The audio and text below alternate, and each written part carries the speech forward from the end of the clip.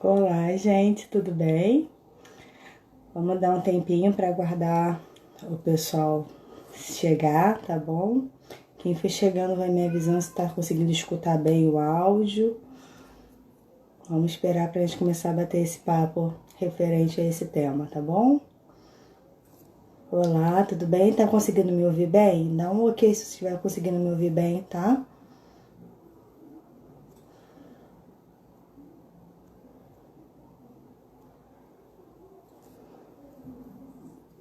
Vamos esperar mais um pouquinho, aguardar o pessoal conseguir entrar e aí a gente começa esse bate-papo, tá bom?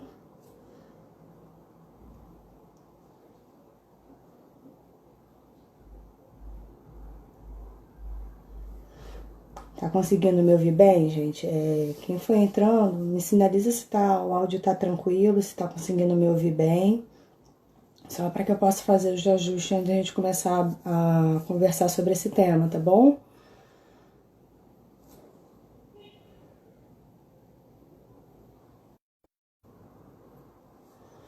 Vamos aguardando o pessoal chegando. Daqui a pouco a gente começa.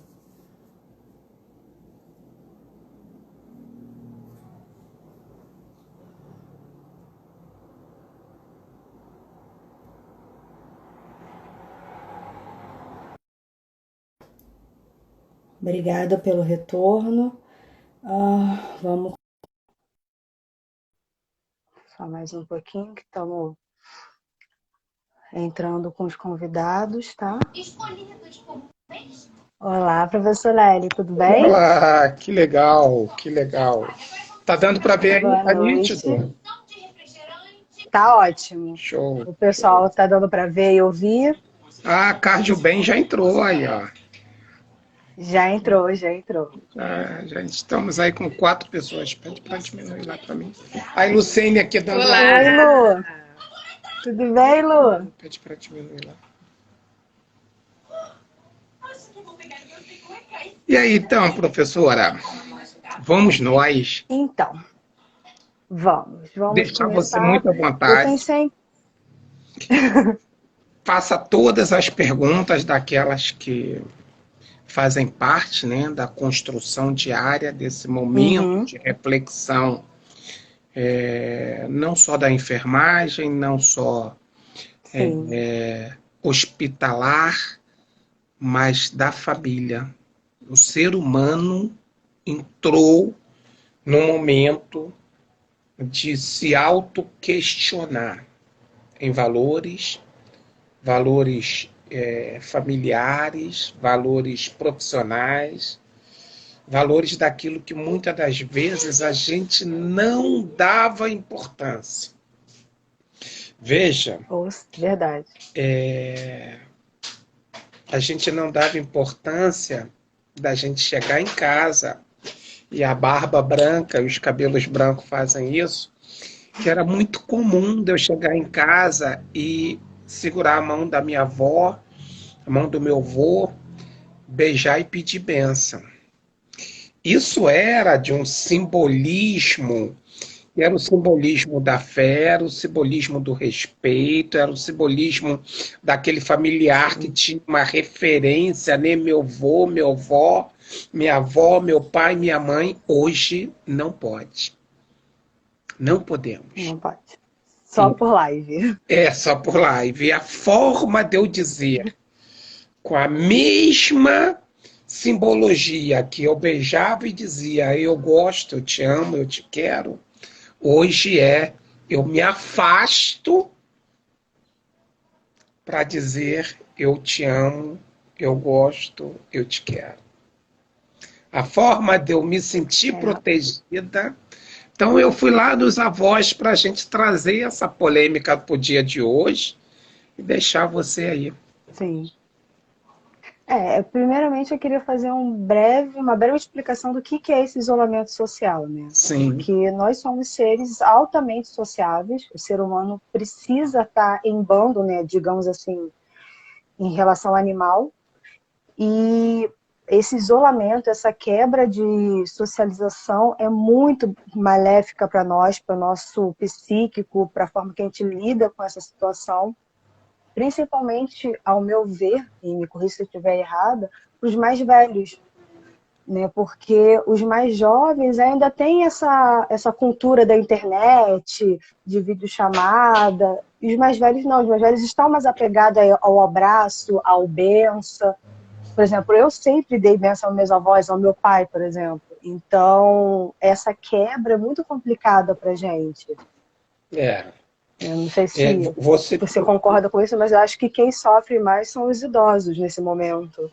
sim, sim, até porque tem esse momento do distanciamento digital, né? É uma Sim, ferramenta que muda muito e os idosos, aqueles que hoje são alvo do coronavírus, hoje são alvo também dessa velocidade absurda que está o mundo digital. Estamos nós aqui fazendo uma live com sim. 9 pessoas. Alô, Alana.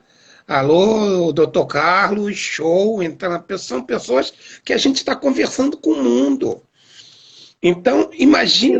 imagina só para a gente fazer uma recapitulação, eu estou caminhando para 30 anos, entre vida militar e vida profissional, mais de 30 anos. Imagina, 30 anos atrás, eu Uhum. ia fazer uma live, ia conversar com uma pessoa pelo meu celular, alguém ia me internar. Então, Não, era impossível 30 anos atrás isso. no contexto de tempo físico, 30 anos não é nada do que diz respeito à humanidade, mas 30 anos, Sim, essa transformação absurda é um mundo gigantesco, né? Então, com certeza, procede esse mundo aí que você falou, e não só isso.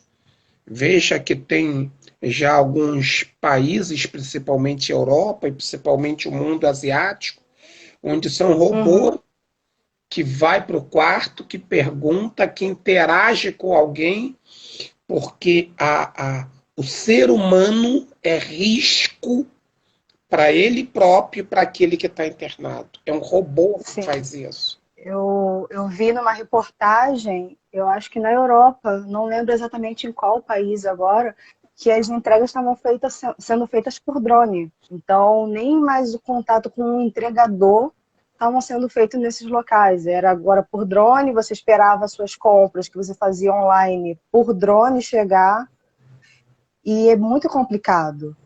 É, meu Deus, eu não sei a que tamanho isso está chegando, né?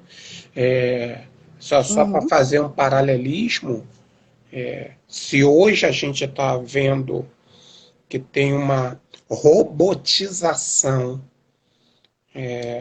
dos meios e das formas da gente estar aí, temos as cirurgias robóticas, mas temos também Sim, o tempo todo o papel do ser humano, ora preparando o robô, ora entendendo todos os arsenais daquele que vai ser uma cirurgia, mas a tecnologia anda de mão dada. Mas nós viemos falar de uma coisa que era a questão do isolamento social, né? e como isso afeta o ser humano Como isso nesse afeta o ser período. humano. E a gente vai Eu trazer até estou lendo aqui um comentário acho que é a Adriana, isso. que ela está falando exatamente isso, que como ela explica, né, para os pais e para os avós delas, que o pai dela tem 96 anos, que não pode tocar, que não pode estar próximo, é muito complicado explicar para alguém como você faz alguma coisa sem estar próximo. Eu É, passo muito com isso com meus pais, às vezes, que eu tenho que explicar alguma tecnologia, ou porque ele está em home office, ou por alguma coisa da faculdade, e ter que explicar isso por telefone é muito complicado. uhum, Porque para a gente é muito simples e é muito conceitual o que tem que ser feito. Agora, para eles é muito complicado. É realmente um teste de paciência para todo mundo. é. E hoje o jovem não tem essa paciência, né? Me parece Não. que me parece que a velocidade da coisa atende muito mais. Você vê que você pergunta para os filhos ou para alguém, eles falam com uma velocidade absurda de tudo que está chegando. E eu tenho um exemplo que você falou aí, e obrigado aí, o Adriane, obrigado, Edu Vieira, que chegaram agora, mas eu tenho um exemplo que assim, mexeu muito comigo. Primeiro é de alguém que é contemporâneo meu de faculdade, e Uhum. ela é enfermeira, trabalhando numa unidade de neonatal e de uma unidade, é, e ele, professor. Ele desenvolveu uma obesidade mórbida, paciente de risco, Uhum. hipertenso, só que ele já estava em casa. Por ser hipertenso, por essas questões das restrições do coronavírus. Com um filho, Uhum. na casa de 11 anos de idade, e veja o que acontece. Ela que está trabalhando, ela que traz o vírus para dentro de casa, e ele é que se interna. Bem, vamos botar bem dentro do contexto, né? Isolamento social e as questões de desconforto. Nesse momento, eu vou chamar de desconforto atrelado Sim. a relações de sentimentos entre pessoas. Ela se sente culpada, Nesse caso, a gente já tem alguns já, né? Nesse caso, a gente já tem alguns de cara. ela se sente Tem a culpada, culpa. a Uhum. culpa é dela porque foi ela que trouxe o vírus para dentro de casa.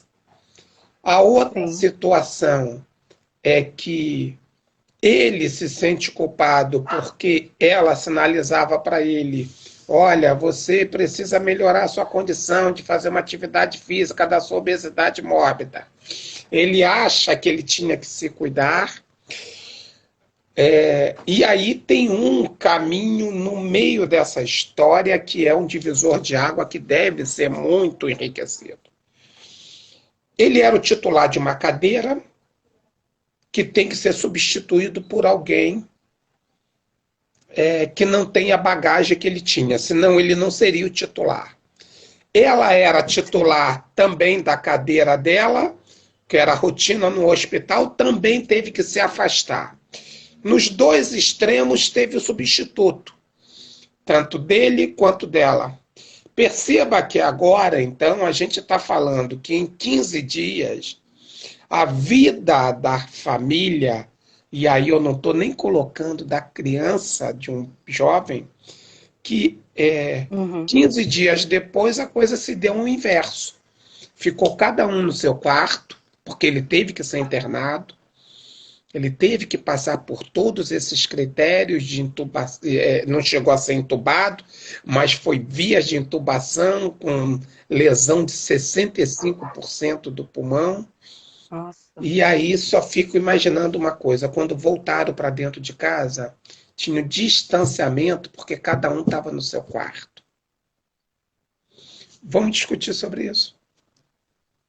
Vamos. Fala Porque aí. nesse ponto a gente já tem duas complicações que pode acarretar. Uma insegurança devido a essa perca de cadeira no trabalho, porque pode acabar gerando a insegurança de quando voltar não vai conseguir voltar para o cargo que estava, porque a empresa descobriu que sem ele conseguia ir bem, então já gera essa insegurança financeiramente falando. Tem a insegurança de estar próximo, mas estar longe, porque vocês estão na mesma casa com a pessoa que você ama, né? Porque senão você não seria casada com ela, e você não pode ver essa pessoa, você não pode chegar perto dessa pessoa, então ocorre essa quebra de contato que é muito ruim. Tem o sentimento de culpa que ela provavelmente deve estar tendo, porque afinal ela que levou o vírus para casa. Ele, o sentimento de negação, porque deveria ter feito algo antes disso tudo acontecer e por não se preocupar, não fez. Então, e sem falar do jovem, né? Que imagina como é que está a cabeça dele vendo os pais nesse meio desse turbulhão todo. É, A gente consegue centralizar nessa família um quadro clínico gigantesco. você colocou para um, né, a culpa, Para o outro você colocou a negação e para o jovem, o que você colocaria? Eu acho que para ele é insegurança. Ele acabou tendo que assumir uma responsabilidade da qual e talvez ele não tinha, né? Porque basicamente ele teria que assumir uma casa, porque a mãe não pode circular pela casa, o pai também não, então ele ficou entre intermediador, né? Então poderia ser insegurança pela situação, insegurança de pegar o vírus, já que ele está entrando pelos dois mundos. É bem complicado como deve estar também a cabeça desse jovem. É. Eu só fico imaginando no cenário, e aí perpassa aí, os pais já têm uma vivência, já têm um amadurecimento nesse meio, o jovem não, mas alguém colocou a palavra aí, Edu Vieira, é o medo. E o medo que está como semente em todos eles, cada um guardado, eu digo semente porque vai ser regado com as suas vivências, por isso que eu digo de semente, mas o medo do jovem é o medo da Uhum, perda dos pais. O medo dos pais sim. é eu não estar aqui para criar o meu filho nesse mundo. Então, como é que a gente, quanto profissional, e aí eu vou jogar agora para dentro de nós, né, para como que a gente trabalha com isso, as nossas perdas também têm sido muito significativas, porque antes era um Sim. cara que veio da Itália e que por acaso sabia com quem ele fez o contato. E agora a coisa já estava, olha, foi num Já não centro sabe de mais quem. convenção, eu já não sei mais quem transmite para quem, e aí estamos falando em alguma coisa caminhando, se não me foge a memória, e eu vou botar em números redondos, estamos caminhando para 9.000 mortos, né? E Sim. cada vez esse Com número chegando mais 67 dias, se eu não me perto. engano. O Mauro também entrou, Mauro Oliveira, que legal. Vamos, traz aí, bota os seus questionamentos, porque essa Isso. questão, Tainara, que eu acho muito relevante, dessas questões do Sim. isolamento.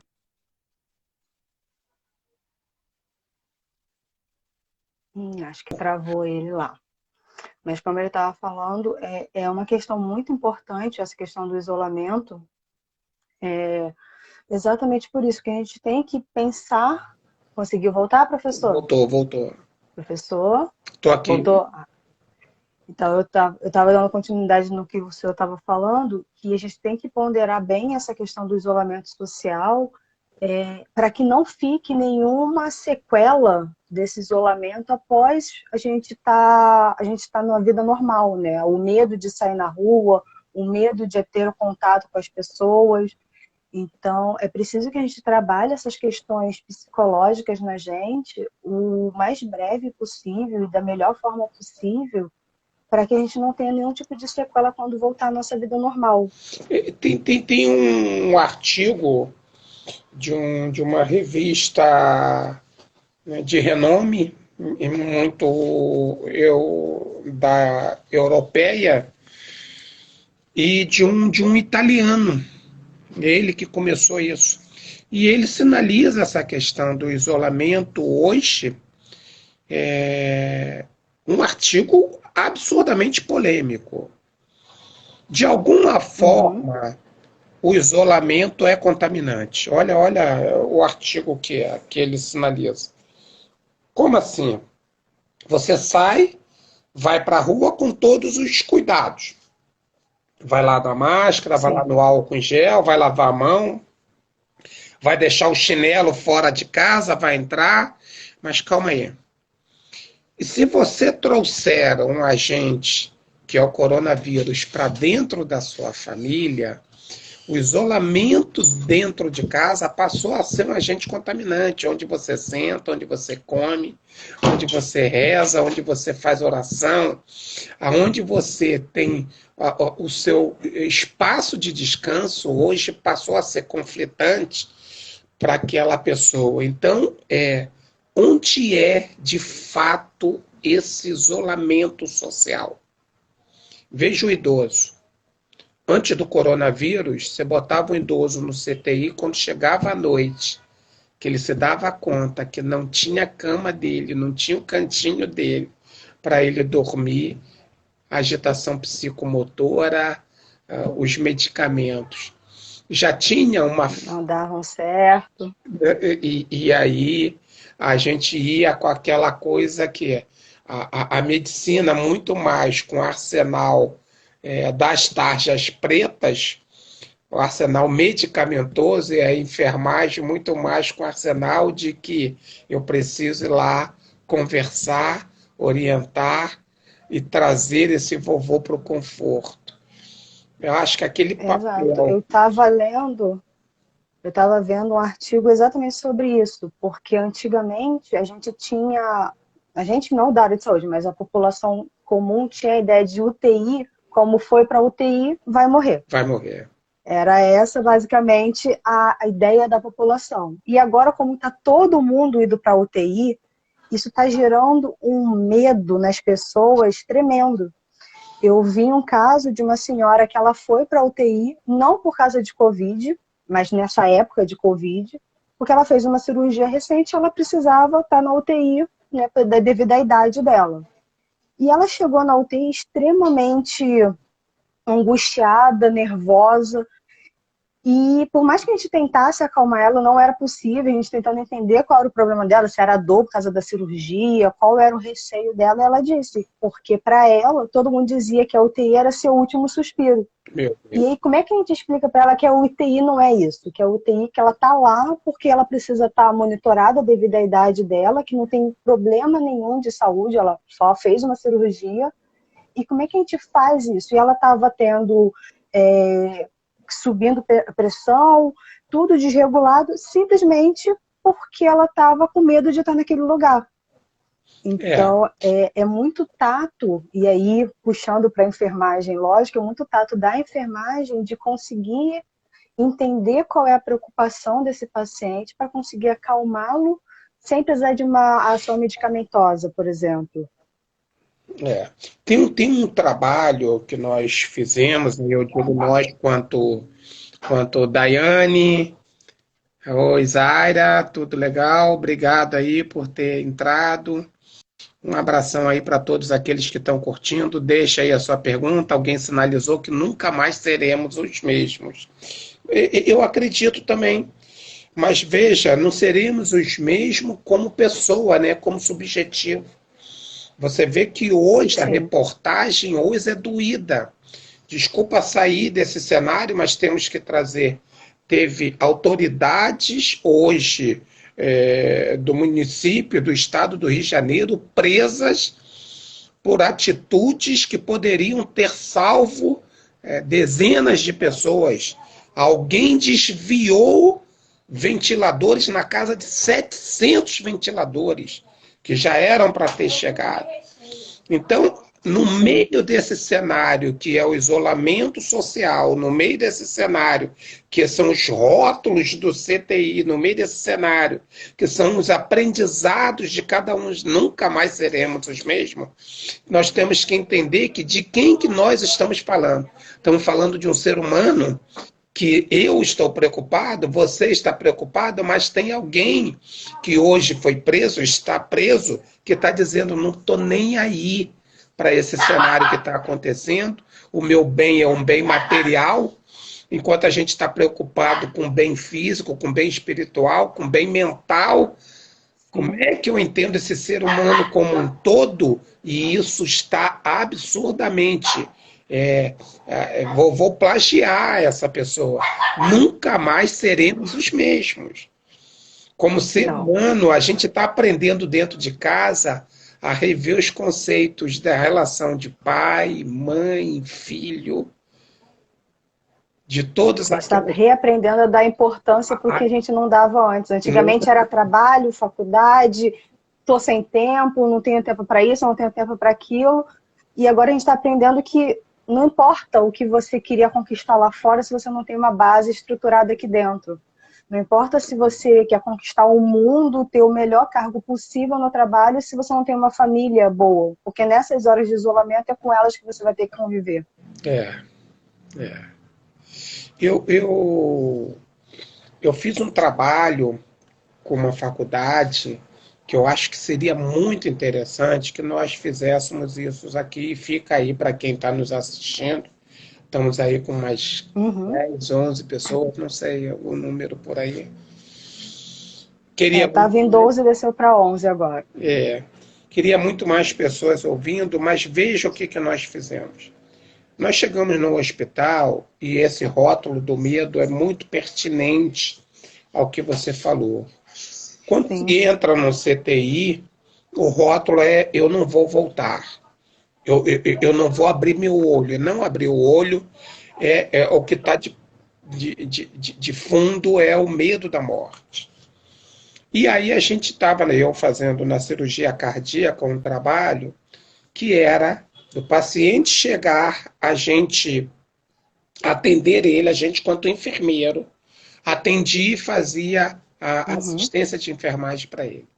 Então, no chegada dele do hospital, quem abria o prontuário, quem pegava a ficha, quem conhecia a família, quem solicitava os exames de apoio diagnóstico, os pré-operatórios, tudo era aquele mesmo profissional. Se eu estou falando que era a Taimara Uhum. que fazia isso, era ela que ia seguir.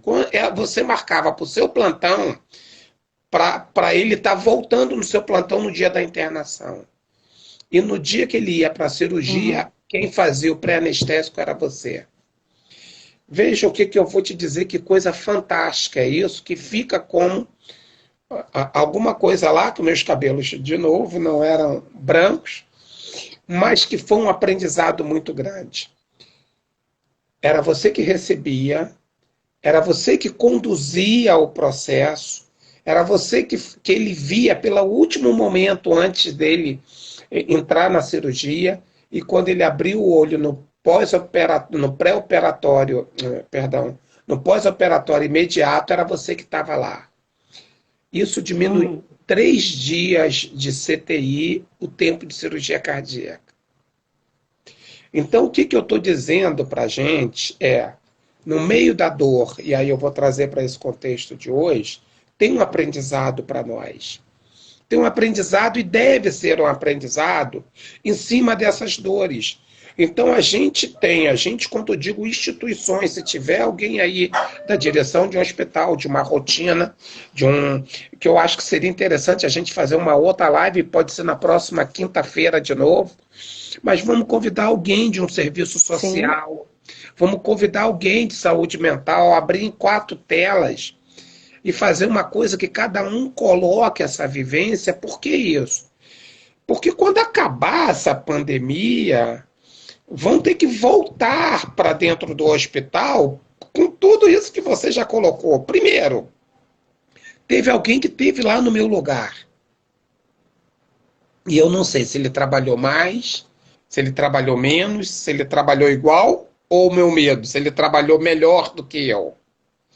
E se ele trabalhou Exato. isso, o meu emprego está em jogo. E aí imagina num país que antes da pandemia a gente já falava de 12 milhões, eu não sei qual é o número astronômico Imagina depois. que será depois. E mais do que Sim. esse número astronômico é que número que está hoje inchado o RH, inchado mesmo, né? Estão contratando enfermeiros, técnicos, médicos, serviço social. Você vê que a gente teve que fazer cadastros em nossos respectivos conselhos. Sim.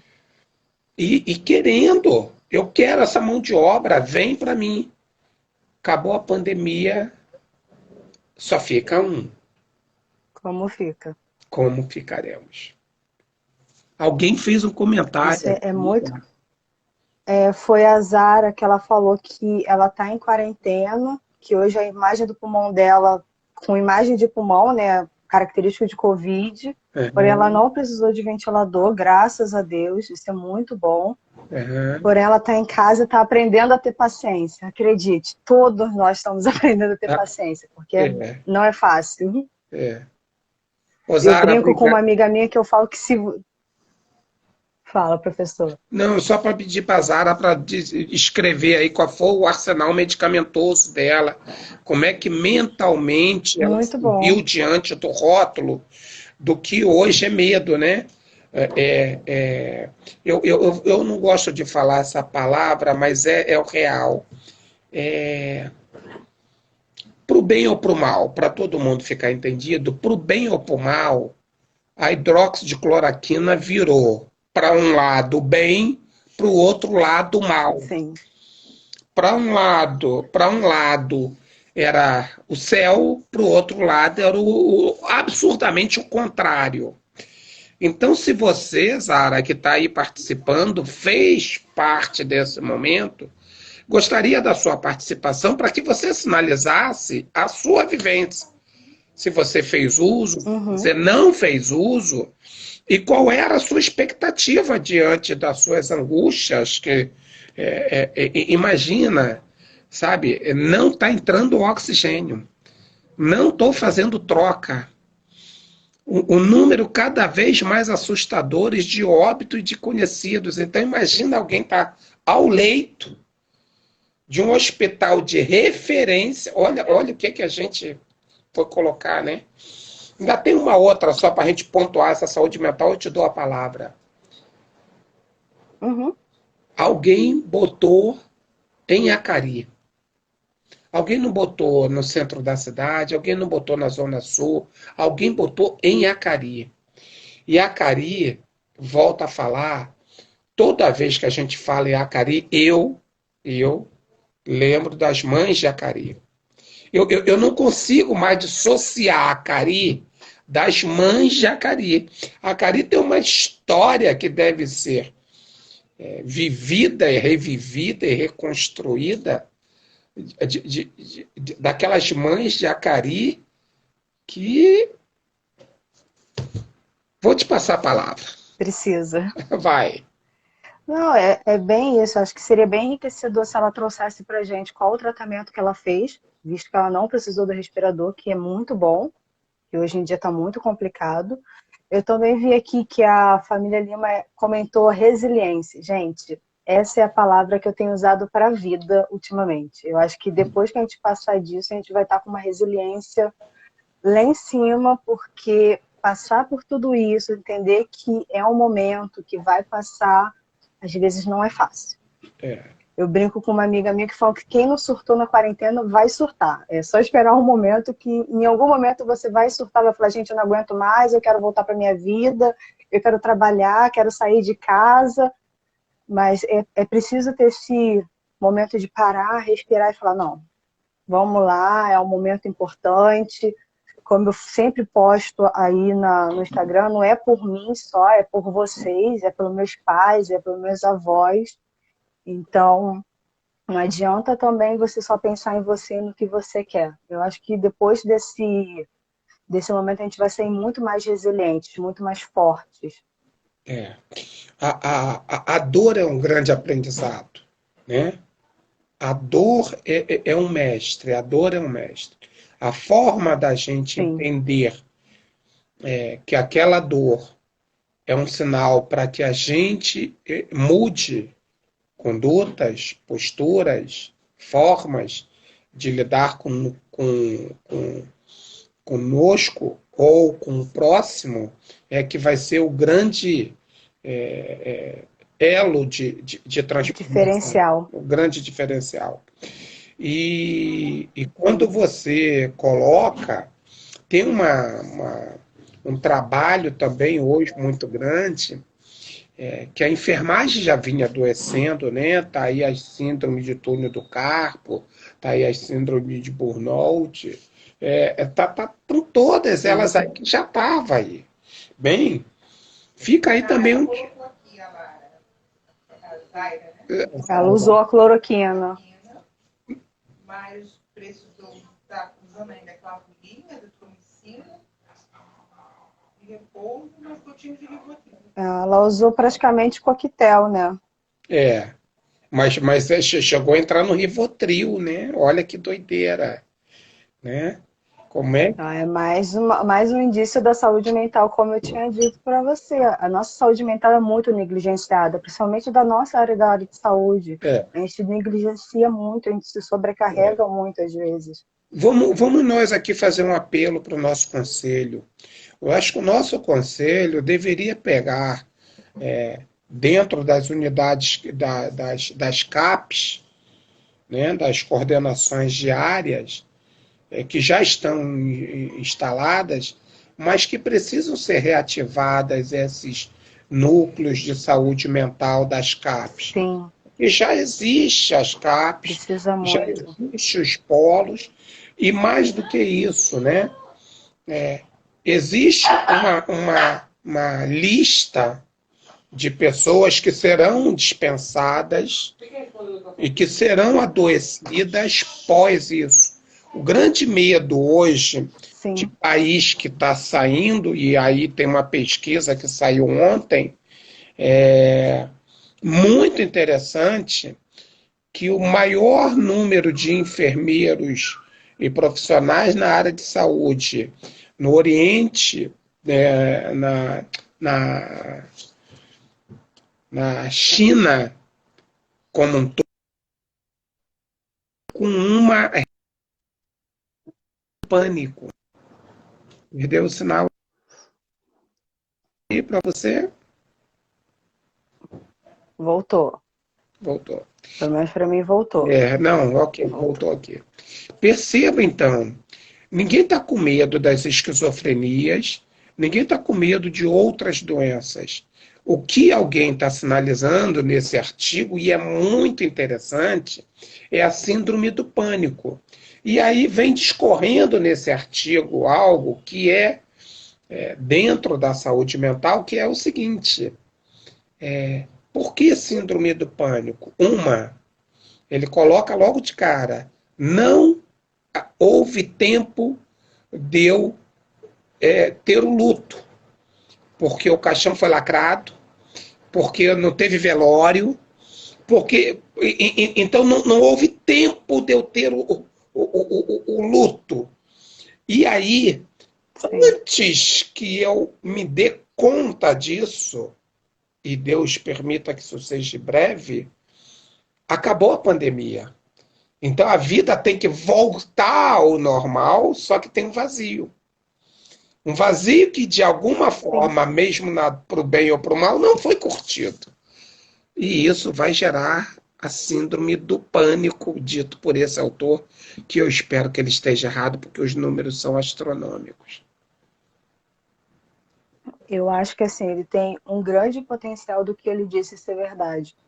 E puxando um pouquinho para a nossa área, eu acho ainda que o maior índice vai ser do nosso pessoal da área de saúde, não só por essa questão do não ter tido luto, mas desses profissionais que adquiriram a doença, né, que se contagiaram de alguma forma, como vai estar a cabeça desse profissional para voltar para a linha de frente. Por exemplo, eu conheço uma médica que atua no hospital em Niterói, ela pegou o Covid, pulmão praticamente tomado do lado direito, está se recuperando ainda, ficou muito ruim, não precisou de ventilador, está se recuperando ainda. Se eu não me engano, ela vai ficar afastada 30 dias para recuperação total, mas depois vai voltar. E provavelmente ela vai voltar para a UTI que ela trabalhava antes, que é de Covid, se não tiver melhorado tudo.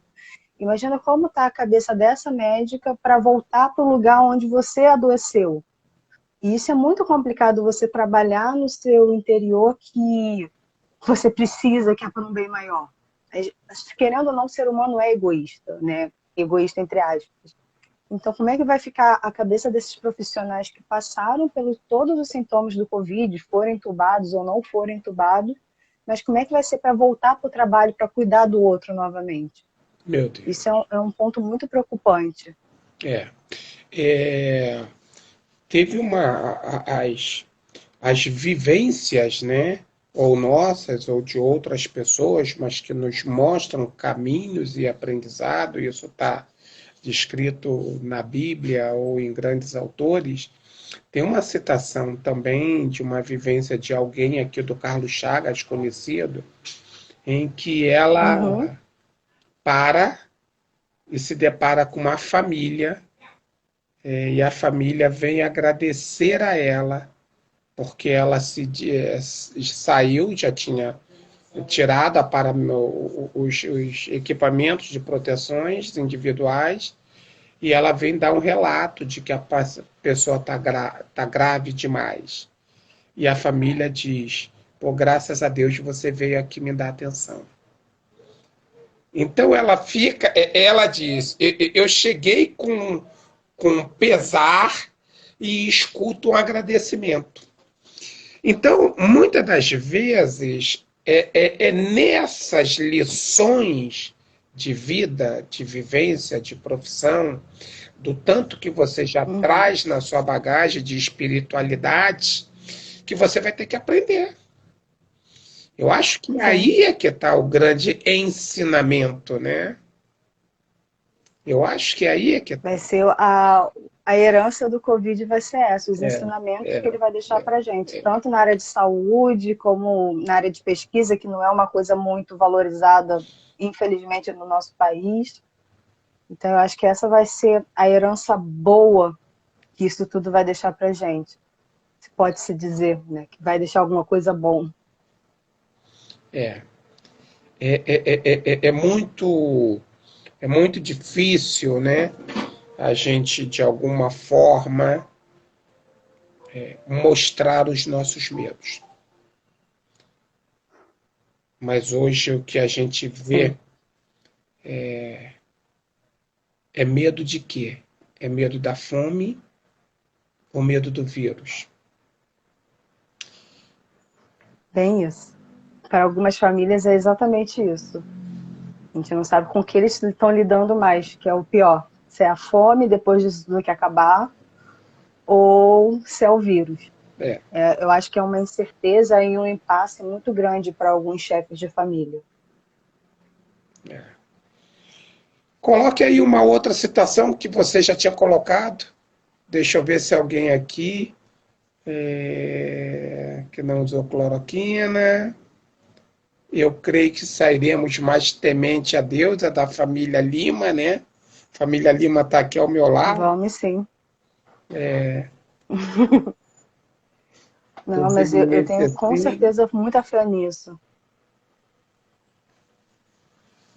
A Zara até trouxe um outro pontuamento, um outro ponto, que ela estava comentando exatamente o que eu disse, como vai ficar esses profissionais quando voltarem. Ela respondeu que a ansiedade e medo de contaminar as pessoas da casa dela, porque é bem isso, é um medo, é uma ansiedade que até certo ponto, nesse momento de pandemia, eu acho que é muito comum se sentir, né? É muito aceitável se sentir um pouco ansioso, porque é um momento muito novo, é um procedimento muito novo, um vírus muito novo, toda hora sai alguma coisa diferente, um tratamento que antes era eficaz, agora já não é mais, não pode usar, ou vice-versa. Então, eu acho que essa insegurança que a gente está vivendo agora tem lá um ponto de tolerável.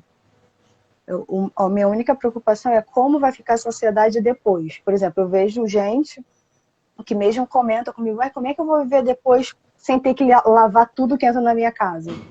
Isso é uma coisa que as pessoas vão ter que trabalhar depois do vírus.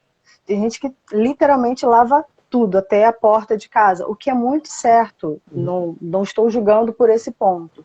A minha preocupação é, após isso tudo, como vai ficar o psicológico dessa pessoa? Porque pode se desenvolver um toque devido a isso. Sim. E perceba que você está falando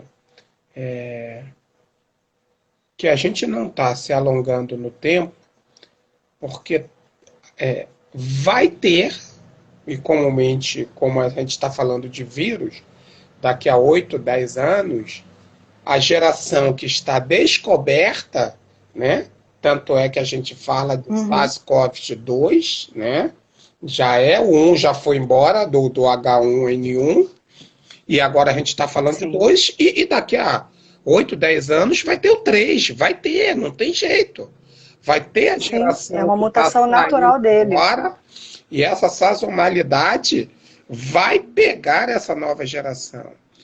Então, tem um relato que eu cheguei a mostrar para minha esposa, muito doído, tá na língua inglesa, mas é de uma citação de uma entrevista do Barack Obama em 2016. Para mim, aquilo deve ser divulgado no mundo, está no YouTube. Veja o que ele fala nessa entrevista. Ele está sendo entrevistado e alguém está falando do H1N1. Sim. E ele fala que o mundo que conhece o H1N1 vai conhecer uma variação do H1N1, 2016. E ele cita, daqui a 5 anos, o mundo tem que estar preparado para isso. Então eu peço para alguém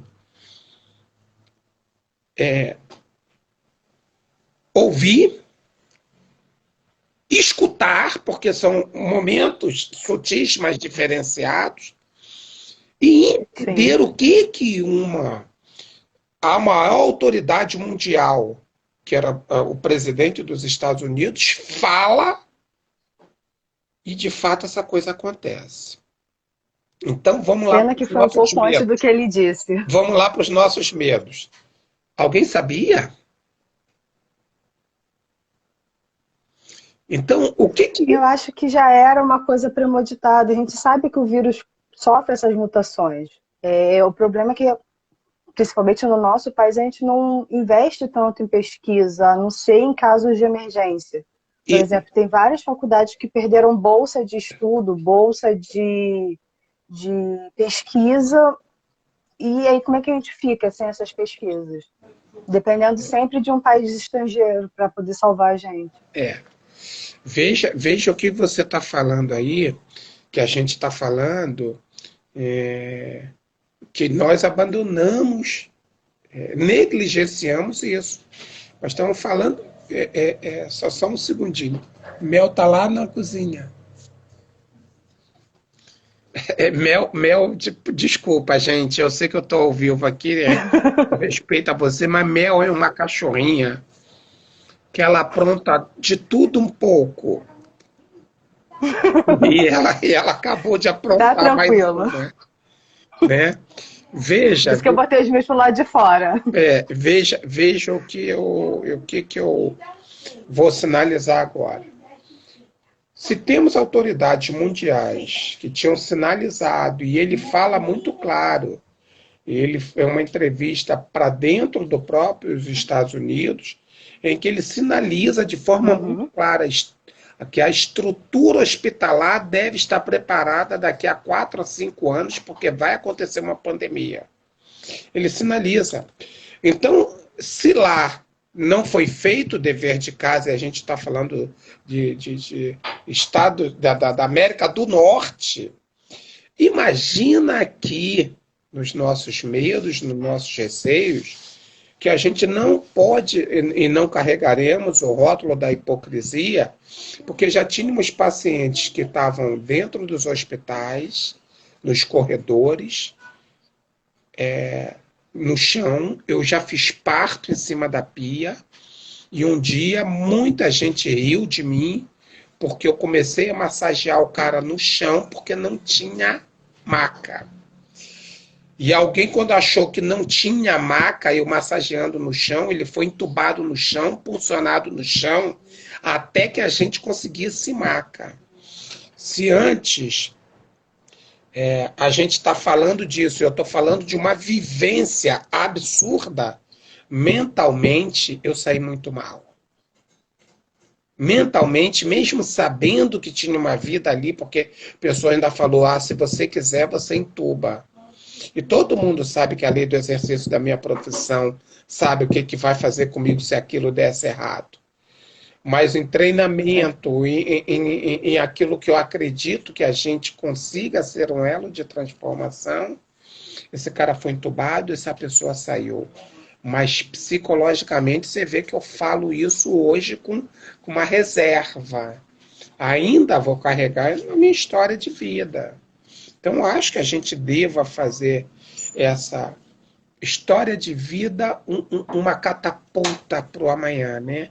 Como é que eu me lanço no amanhã, mas com essas questões resolvidas. Sim, Ber- é bem isso. Bernardo, Bernardo Nelly, Bernardoli, é isso? Bernardoli, é isso? Alguém que entrou, alguém que está aí nos ouvindo.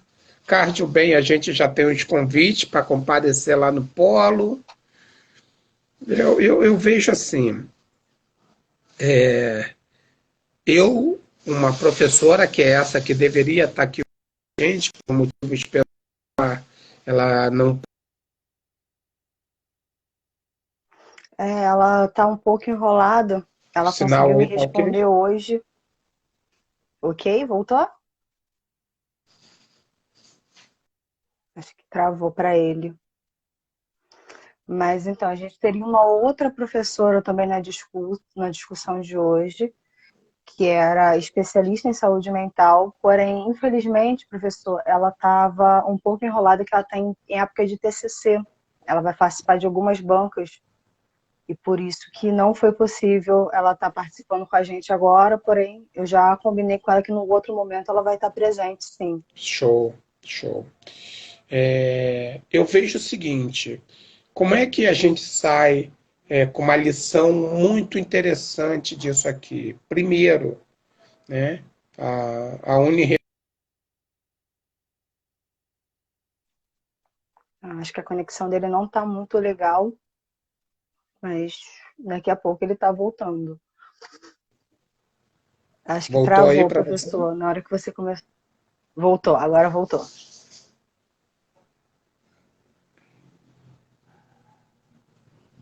Professor, Oi, oi, oi.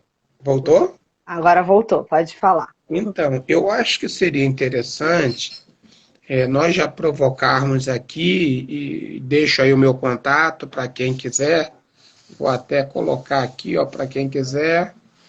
É, Depois, se você quiser, eu boto no post lá no Instagram também para sim, divulgar mais, show. para Pode deixar o seu botar contato lá. melhor. O que eu já combinei, então eu vou fazer um ao vivo aqui com você. Nós vamos combinar uma roda de conversas e controvérsia dentro do Polo Ictus.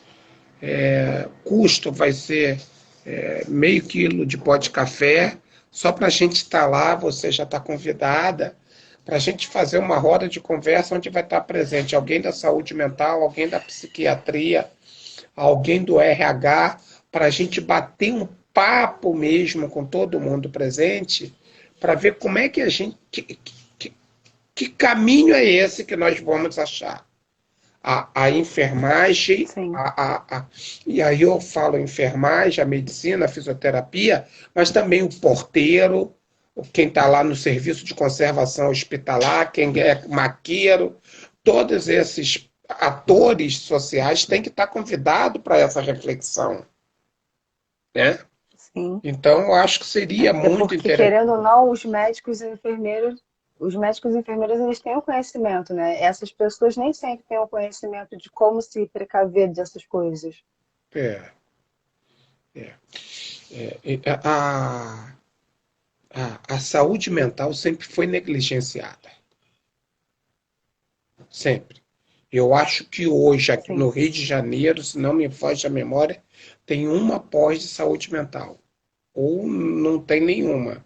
Se não me foge a memória, eu estava conversando com alguém que eu tenho apreço muito grande, que é uma doutora, a doutora Maria Estela, que é formada pela UF, atuou na UF, já é aposentada, foi da Gama Filho, foi minha amiga, Uhum.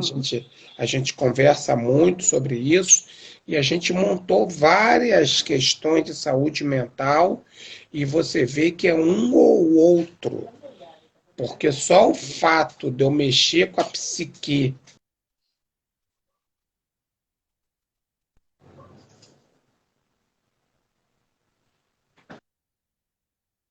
Sim, é muito complicado essa parte. você tinha um outro tópico que você queria Tinha, na verdade, a gente trouxe todos os males, contou os casos que nós tivemos vivência com a participação do pessoal, mas eu acho que seria muito vago apenas apontar o que é de ruim e não dar uma solução, né, a princípio. Então, eu queria dar algumas dicas para quem não é da área e para quem está sofrendo tanto com esse isolamento, de como lidar com ele de uma forma mais branda, de uma forma mais tranquila. Show, Eu show. separei alguns tópicos que eu acho que seria interessante para as pessoas para aprender a lidar melhor. E eu até estava fazendo, né, não terminei ainda, mas eu estava fazendo uns IGTVs exatamente com esses tópicos. Porém, como a gente já está aqui na live, eu acho interessante a gente já discutir eles já, para as pessoas já terem uma ciência. E o primeiro deles, que eu acho que é muito importante, ainda mais nesse período de quarentena, é criar uma rotina. Porque eu sinto que a maioria das pessoas, elas estão... eu estou de quarentena, não preciso mais me preocupar com nada. E isso acaba gerando uma ansiedade, né? Mais do que já deveria, acaba gerando também um sentimento de falta de produtividade, de inutilidade, e isso é muito ruim para a saúde mental. Então, eu acho que o primeiro ponto que a gente precisava trabalhar é uma criação de uma rotina. Para quem está trabalhando em home office, tentar, da melhor forma possível, manter, né, o que já era feito antigamente. Então, eu acordava X horas porque eu tinha que estar no trabalho. Não precisa acordar tão cedo, mas acordar no horário razoável para trabalhar, evitar aquele negócio de trabalhar de pijama e pantufa, sabe? Eu acho que as pessoas, elas precisam ter essa ciência de criar alguma coisa para manter o ritmo de vida o máximo possível perto do normal. Que eu sei que não é possível nesse momento, mas para estimular exatamente esses sentimentos de autorrealização e sentimento de dever cumprido, de que está sendo útil em alguma coisa. Isso é muito importante nesse momento, para poder gerar essa satisfação nas pessoas, né? Essa autossatisfação em você mesma.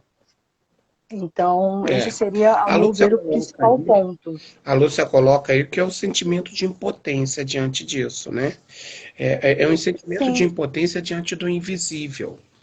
E esse invisível, a gente sempre se prepara uma cultura muito sul-americanizada, que a gente sempre se importou com o outro. Como é que o outro está me vendo? Como é que o outro vai se importar com o que eu faço, com o que eu falo, com o que eu deixo de fazer? A gente teve sempre essa cultura de se importar com o outro. Então, acho que isso que você sim. está tentando deixar de primeiro passo, eu preciso me importar comigo, preciso levantar, criar uma rotina E me de cuidar. me olhar no espelho e me ver como se fosse sair para a melhor festa possível. E essa é a grande festa, Exatamente. sou eu. Sou eu, a festa sou eu.